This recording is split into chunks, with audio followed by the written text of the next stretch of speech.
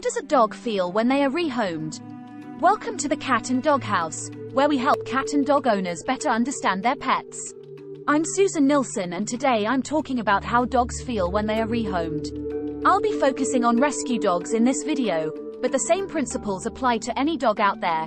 I'll also be featuring 6 real-life experiences I've had when adopting my own rescue dogs. Each dog showed their stress and anxiety in unique, and sometimes unexpected ways. When a dog is rehomed, he can go through a roller coaster of emotions. He may feel stressed, anxious, scared, sad, excited, frustrated, or even relieved.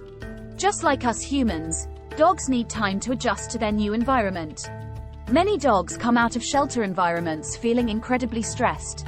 Some dogs will adapt quickly to their new life, while others may take more time. It's important to be patient and not rush your dog into doing anything he's not yet comfortable with. There will be plenty of time for all those walks and training sessions later.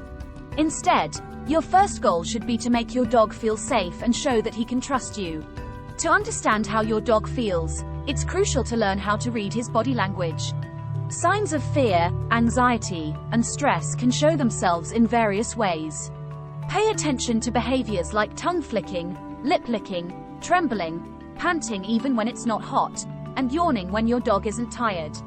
You might see tight facial muscles, a furrowed brow, pinned back ears, the whites of the eyes showing, or raised hackles. Other signs of stress include a low or tucked tail, a stiff or hunched body posture, head turning to the side, and cowering. Be aware of a ready-to-run stance, hiding, and vigilant or agitated behavior like pacing, as these are all potential signs of distress. Some dogs will also engage in excessive drinking, sniffing, and even sleeping as a way to avoid a stressful situation.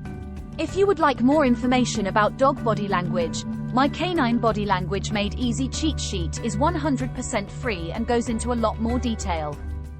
I'll leave a link below so you can get your PDF download right away. I've had the privilege of adopting 9 rescue dogs over the years, each with their own unique quirks and challenges. Let's now look at those 6 examples I promised earlier, where each dog's stress showed in a completely different way. Number 1. The shutdown dog, Florence. Sometimes dogs are so shut down they don't offer any behavior at all. A shutdown dog may refuse to walk to the car when you pick them up from the shelter. They may not respond if you try to pet them, and they may not want you near them at all. Our Romanian rescue dog Florence was so shut down when we adopted her, she didn't leave the safety of her room for 4 weeks. When we were finally able to get her outside for a walk, she was so uncomfortable having me so close to her, she kept lying down and not moving. I fixed this by using a long line so I could stand further away and give her some space. I also enlisted the help of our other dog, Roman, to help build her confidence. I let Florence make her own choices, slowly built up her trust in me, and worked to her timeline. Within a couple of months, she was a happy, confident, integrated member of the family. Number 2. The Aggressive Dog, Louie. If a dog is behaving aggressively, it is often because he is scared. He just wants the scary person to go away, or the scary situation to end.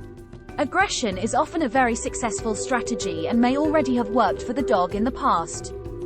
We experienced this with our rescue Saluki cross, Louie. Louie would come to you and paw at you for attention. You'd scratch his head and ears, which he loved. But suddenly he would snap and bite your hand. I soon learned that although Louie loved the attention, he would quickly switch to being scared and overwhelmed and wanting the situation to end. When he got to this point, his top lip would curl upwards very slightly. You had to pay very close attention to see it. This was his sign that he had had enough, and if you didn't stop, he would snap at your hand. Once I knew Louie's limits, all I had to do was keep our interactions short and end them before he started to get stressed. I didn't even want to see the lip curl. That was already too late in my opinion. I wanted Louie to know he could trust me. And he did. And he never snapped at me again. Number 3. The Anxious Dog, Maggie. Sometimes your rescue dog will follow you everywhere and won't let you out of their sight. When we adopted our rescue pit bull Labrador cross Maggie, she had already been abandoned several times. She was also extremely stressed from her time in the shelter.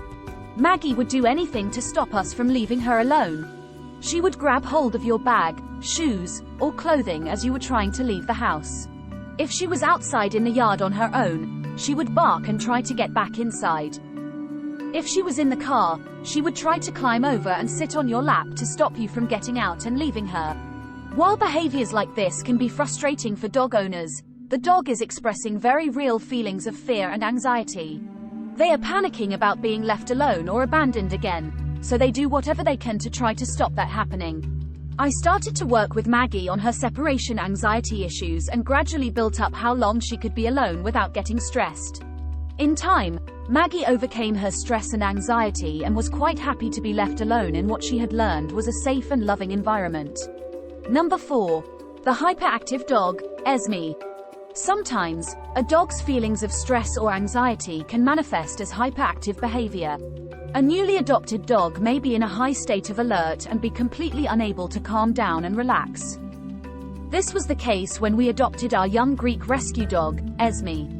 When we got Esme home, she was bouncing around all over the place and could not calm down. Not only was this stressful for her, but it was also stressful for all the humans and other animals in the house too. But it was all new to her. There were new people, new dogs and cats, and a totally new environment. She couldn't handle it. Her senses were in overdrive. We immediately got Esme into a regular routine, so she knew what was going to happen and when it was going to happen. That helped her feel more in control of her environment, so she could start to relax and feel safe. As Esme got to know us and the other animals, she calmed down a lot and became much more settled. Number 5. The Barking Dog, Roxy. Dogs bark for all sorts of reasons, including when they're scared or anxious. When we brought our shepherd mix Roxy home from the shelter, she barked at everything. She barked at men, her reflection in the oven door, newsreaders on TV, visitors to the house, and just about everything else. Roxy had spent the first 2 years of her life at the dog shelter and had no experience of the world or life in general. So she barked at the things she was unsure or scared of. As Roxy gradually learned about her new environment and started to build up positive associations with it, the barking behavior ceased. Number 6. The Peeing Dog, Bertie. Some dogs may not be house-trained when they arrive in their new home. They may never have lived in a home before, so they don't understand the difference between indoors and outdoors. They may also feel anxious or stressed. Marking their new territory with their own scent can be a way to help them to feel more secure. Our desert dog Bertie had a fantastic temperament and no behavior issues whatsoever. Except that when we first brought him home from the shelter, he would pee up the walls in the house. We quickly realized we needed to pay close attention to Bertie's behavior. Anytime we saw him lining up next to the wall and getting ready to pee, we would calmly interrupt him and lead him outside. As Bertie got to know us and started to feel safe and secure in his new environment, the peeing behavior stopped altogether. These 6 examples show some of the different ways that our adopted dogs have shown their insecurities and fears. This is completely normal. So if you're considering adopting a dog from a shelter or rescue organization, don't be discouraged by any initial problematic behaviors. With kindness, patience, and understanding, you can help your new dog overcome his fears and insecurities and become a well-adjusted, well-behaved member of your family. Don't hesitate to reach out for professional help if you need it, but always make sure you choose the right trainer for your dog's needs. There's a link to my video, "Don't hire a dog trainer without asking these 12 questions," below. Finally, if you've recently adopted a new dog, it's always a good idea to head to the veterinarian for a quick checkup and rule out any possible health issues.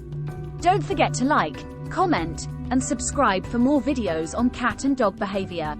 For more in-depth content about cat and dog behavior, check us out at catanddoghouse.com.